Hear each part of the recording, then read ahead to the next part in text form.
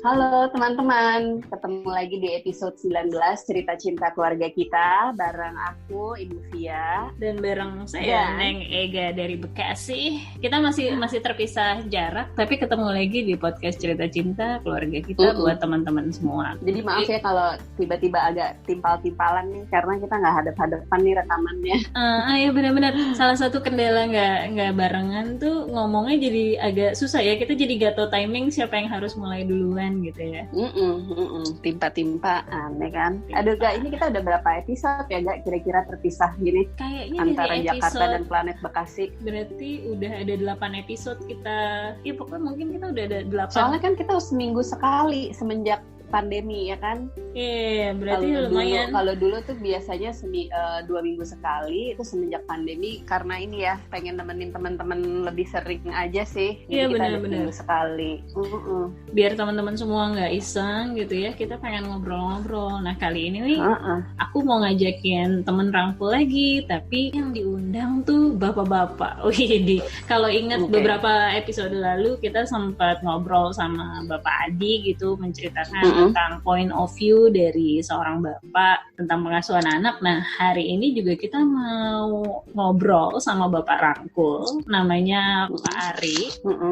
Rangkul mana nih? Coba tanya langsung sama orangnya ya. Halo Pak Ari. Halo. Silakan masuk. Halo Mbak Vi, apa kabar? Halo, baik. Pak Ari, ditanyain sama Mbak Vi dari Rangkul mana? Aku perkenalin diri aja sekalian ya. Iya sih. Namaku Ari. Aku saat ini memiliki 1 orang istri dan 1 orang putra berusia 5 tahun. Aku dari Rangkul Bogor. Wah, anaknya sama nih sama anakku nih umurnya nih. Iya. Lagi luar biasa ya. Semua diomongin tuh kalau umur-umur segitu tuh. Lagi lucu-lucunya, heboh-hebohnya ya Mbak ya. Lagi minta dijitak juga sih, karena banyak protes-protes. Udah mulai bisa protes, udah mulai bisa komplain gitu kan, udah bisa mulai tuntut gitu merekanya juga ya. Iya benar-benar. Nah ngomong-ngomong mereka udah mulai banyak banget ngomongnya. Ada nggak momen di mana jadi ngegas sama mereka Pak Ari? Banyak banget pasti. Kalau bilang soal kapan saatnya kita ngegas, mungkin bisa setiap saat aja kita terpicu ke klik gitu untuk langsung ngegas gitu, entah kejadian sepele ataupun yang mungkin emang besar bagi kita gitu ya. Tapi ya namanya anak-anak kan kadang mereka nggak tahu kalau mereka itu bikin kesel kita atau gimana gitu kan, akhirnya bikin kita jadi ngegas sama mereka gitu Mbak.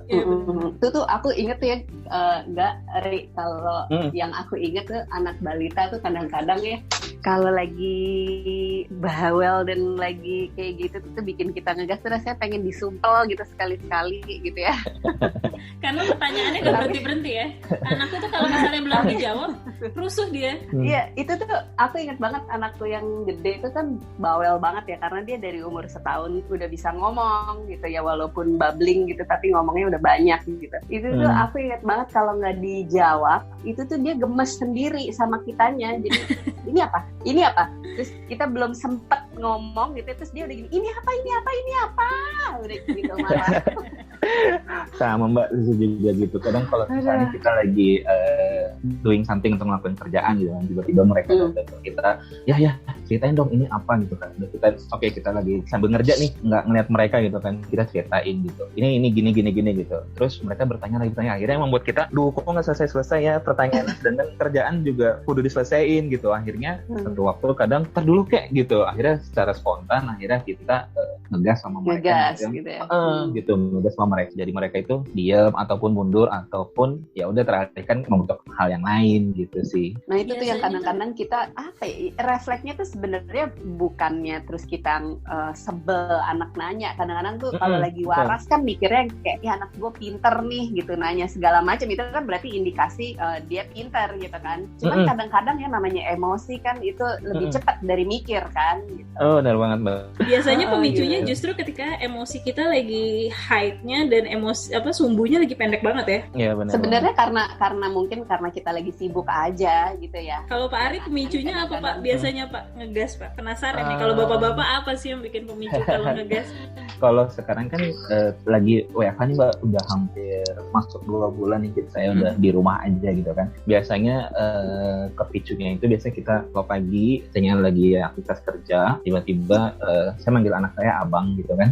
Tiba-tiba abang datang untuk ngajak main misalnya gitu, ataupun bertanya tentang sesuatu hal. Kita udah jelasin nih pertanyaan dia gitu. Ini apa ya? Oh ini tentang ini bang, gini. Oke, kita sambil lakuin. Cuma karena rasa ingin tahunya besar gitu kan, memang basicnya anak juga gitu, banyak pertanyaan. Sampai akhirnya seperti tadi gitu, kita yang udah tarik nafas, kok nggak selesai ya pertanyaannya gitu. Akhirnya keluar gitu, ngegas lagi sama anak gitu sih Mbak.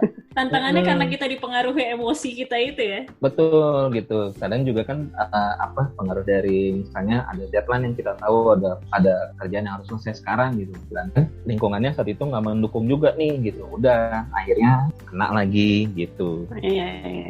Itu tuh kadang-kadang tuh kalau lagi eling sih bisa gitu ya. Aku tuh kalau lagi eling bisa yang kayak sebentar ya nak, ibu perlu nyelesain ini 10 menit, nanti 10 menit lagi aku jawab ya pertanyaannya gitu. Kadang-kadang aku tambahin gitu, aku tahu pertanyaan kamu penting banget, tapi boleh sabar ya ibu, 10 menit lagi akan jawab gitu. Kalau lagi eling, kalau lagi nggak eling mah udah ngegas duluan. Tunggu dulu kenapa sih gitu.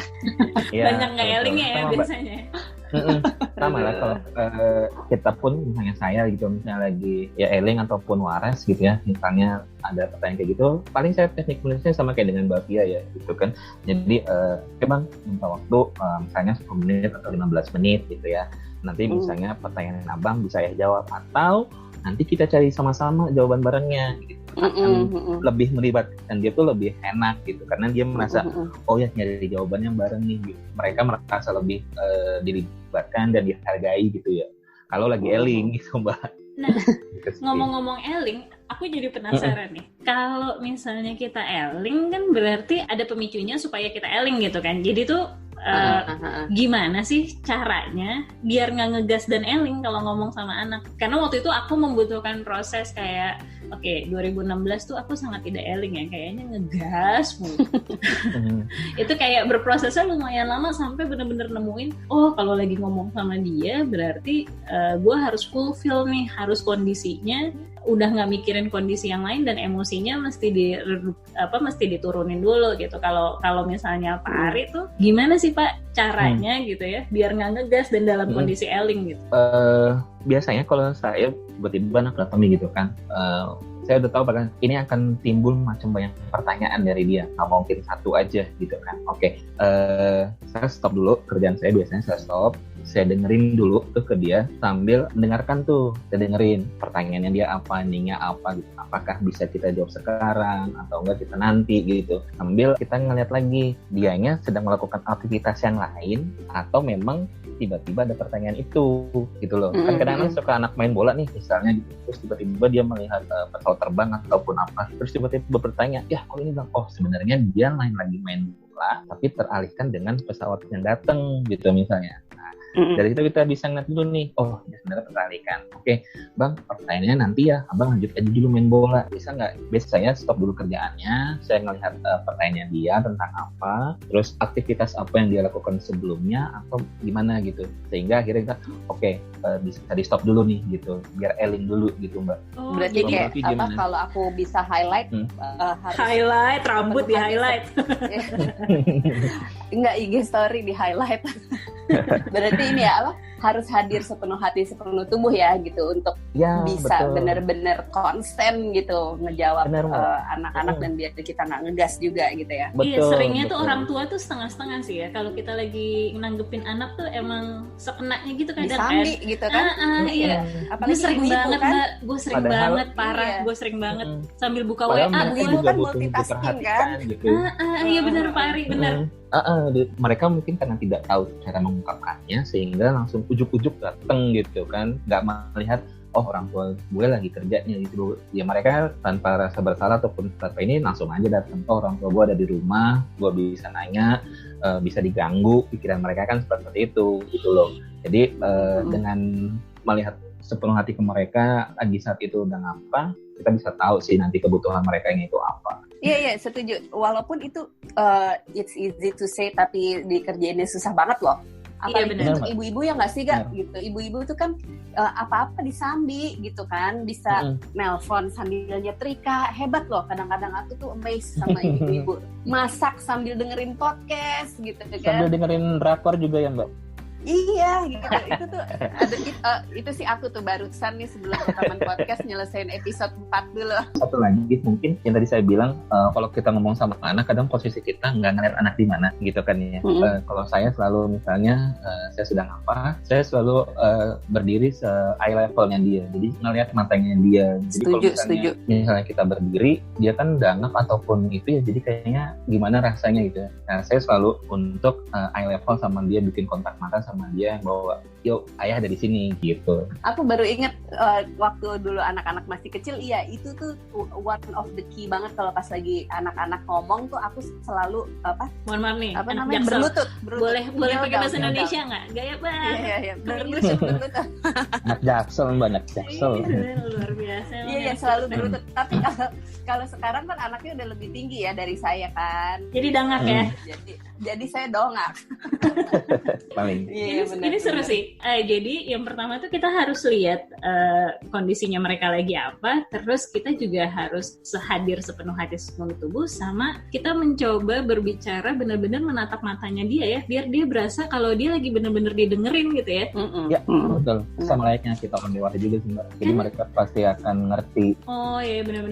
Nah di keluarga kita tuh kan ada beberapa teknik komunikasi ya.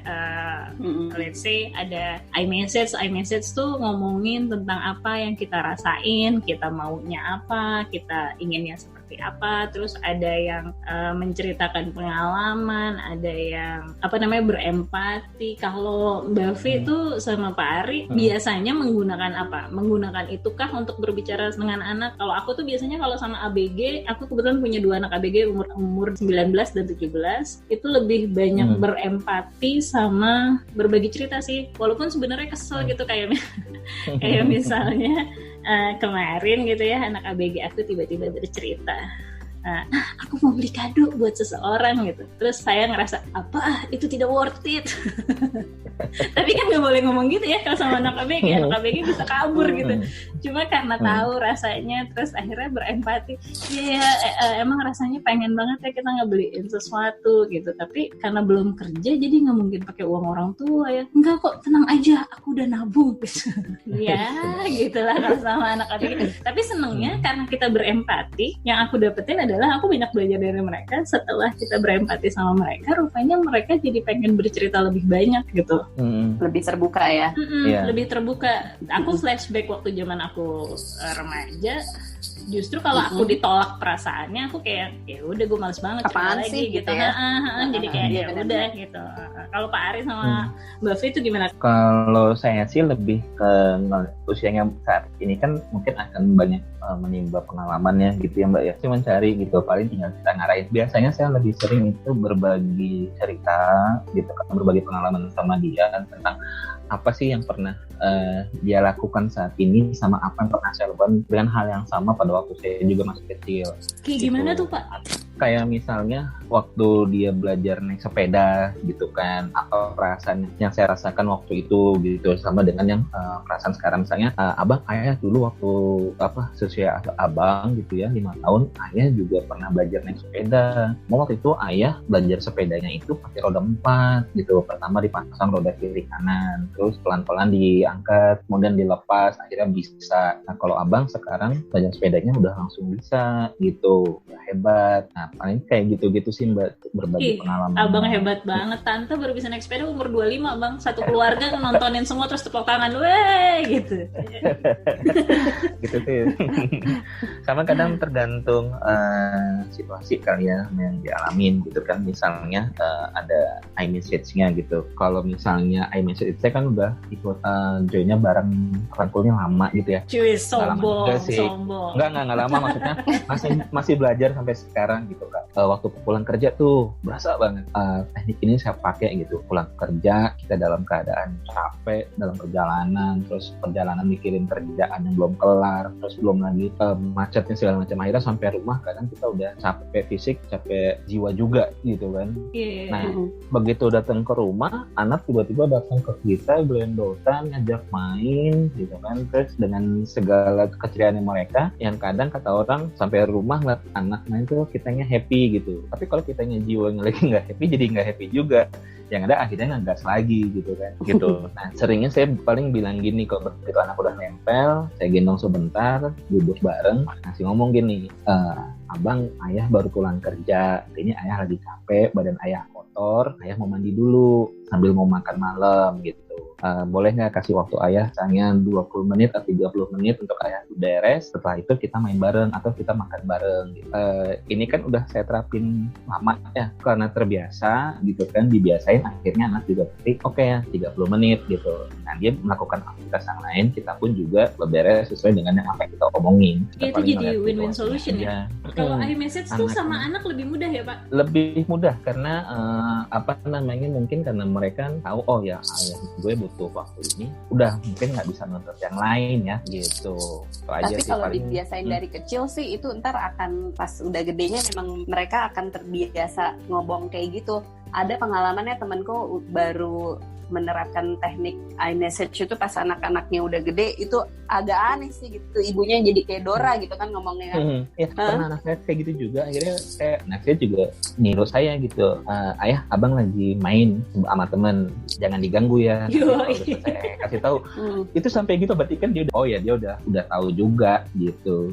Jadi saya bisa ngabarin, oke bang, main lagi aja gitu. Iya, kalau anak tuh lebih mudah meniru sih sebenarnya, karena kan dia peniru ulung ya. Tapi dia nggak bisa mendeskripsikan sebenarnya kita tuh kenapa, tapi dia jago banget nirunya. Aku tuh pertama kali nyoba iMessage disangka kejedot sih, sama suami disangka kejedot, sama kakakku yang cowok dia cuma nanya lu kesambet di mana gitu. Jadi dia kayak tidak percaya adiknya bisa berbicara sepelan itu dan menyatakan perasaan gitu. Cek jidatnya ya Mbak, panas enggak gitu ya? Asli Pak, suami saya langsung menaruh handphonenya dan nanya kamu kejedot di mana? Ya Allah, sulit sekali ternyata kalau sama orang dewasa iMessage ini. Iya benar-benar. Maksudnya kan rata-rata tuh orang tua sebenarnya bukan karena nggak cinta sama anaknya sih, cuma mereka nggak tahu aja cara yang lebih efektif dan nggak terbiasa menggunakannya gitu. Karena berkomunikasi ini sesuatu hal yang harus dilatih gitu kan. Betul.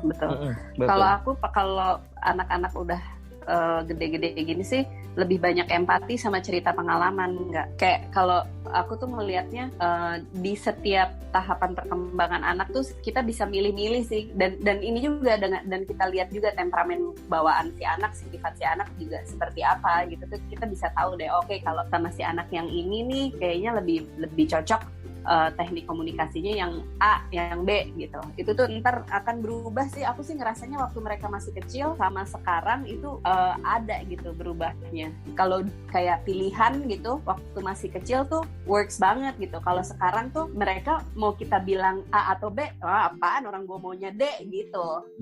Udah nggak bisa dikasih pilihan ya kalau remaja ya. Nggak bisa. Udah susah. Udah kita diskusi aja. Terus seperti ngajak orang dewasa berdiskusi gitu. Berarti emang tiap tahapan perkembangan anaknya juga beda-beda dan setiap anak juga beda-beda karena unik ya Mbak ya. Bener. Ini sih komunikasi emang luar biasa sih ya. Biasanya tuh kita kalau udah emosi bahkan udah skip aja gitu ya, terus kita ngomong merepet panjang, anaknya kagak ngerti. Iya, karena nggak tahu apa yang di poin yang pengen kita sampaikan itu apa gitu ya. Karena udah gasnya duluan, merepet panjang lebar kemana-mana, tujuannya malah nggak tersampaikan gitu kan. Iya, benar-benar.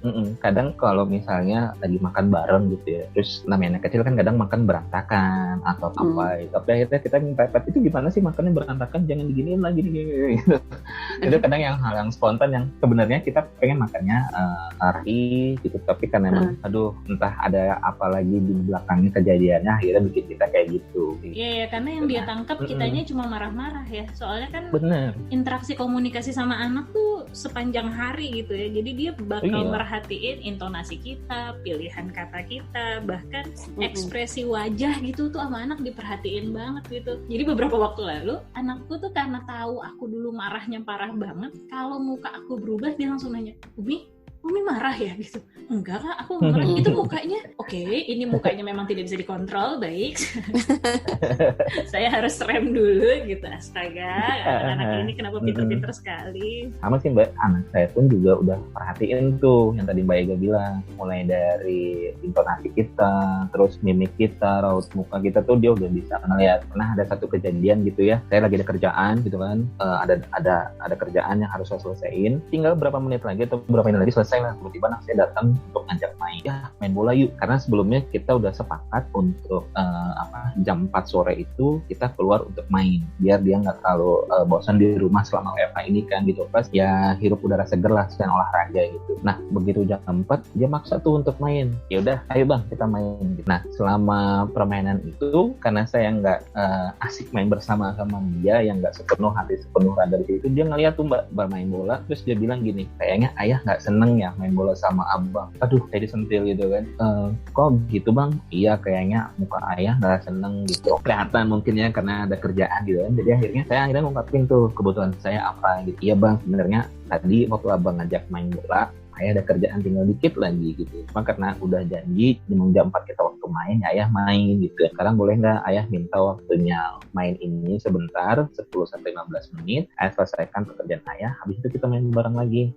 Ya udah deh kalau gitu, dengan muka cemberutnya dia. Akhirnya ya udah selesaiin. Begitu selesai, saya ajak lagi. Baru tuh dia bilang, gini dong, asik main sama ayah, ketawa-ketawa gitu. Di poin itu tuh yang saya lihat, oke, nah saya berarti udah bisa, emang udah tahu ekspresinya gitu saat itu gitu loh. Dia udah bisa mengungkapin juga perasaannya dia, apa yang dia rasakan, mungkin sedih, kesel, ataupun kalau kita orang bilang bete kali ya gitu. Gitu.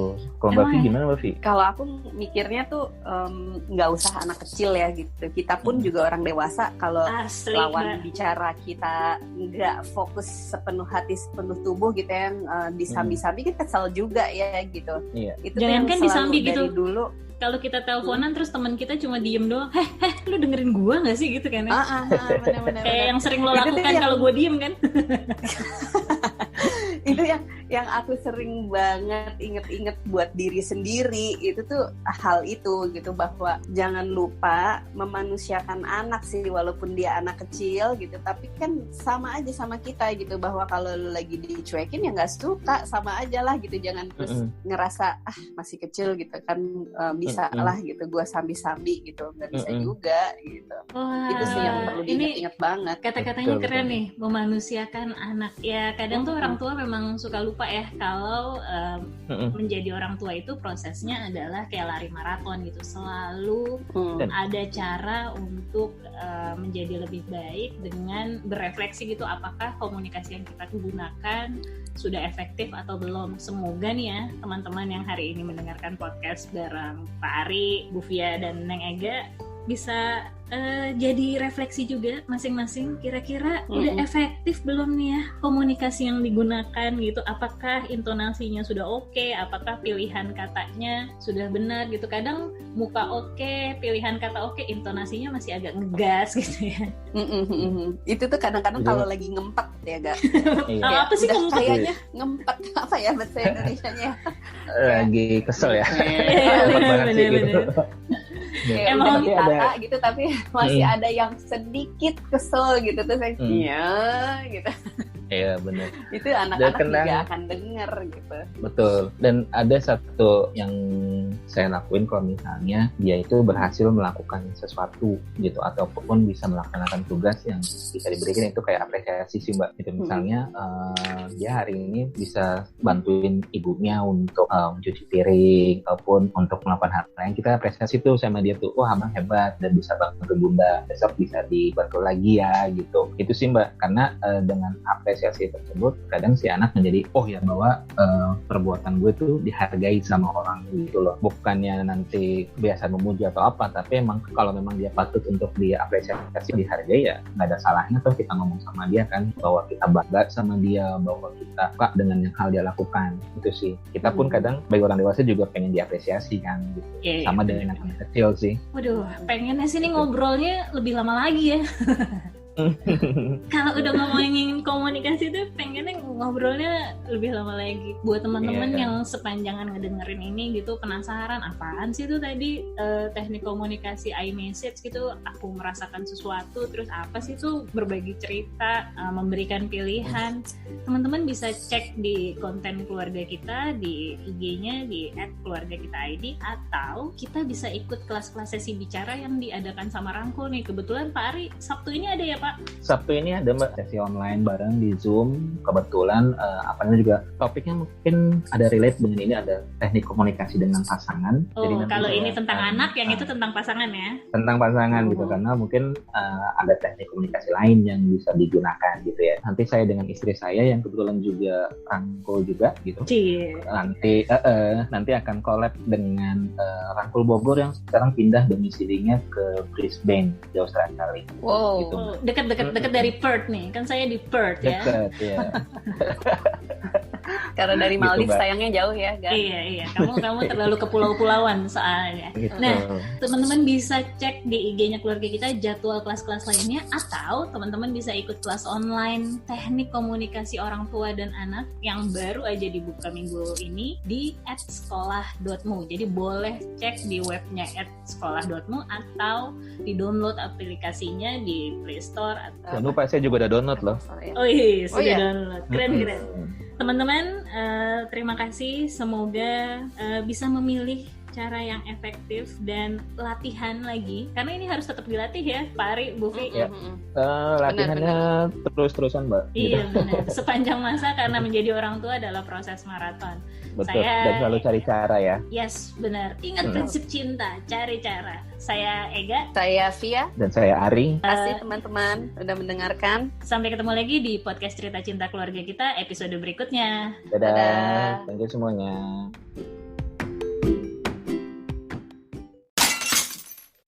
Oh, thank you.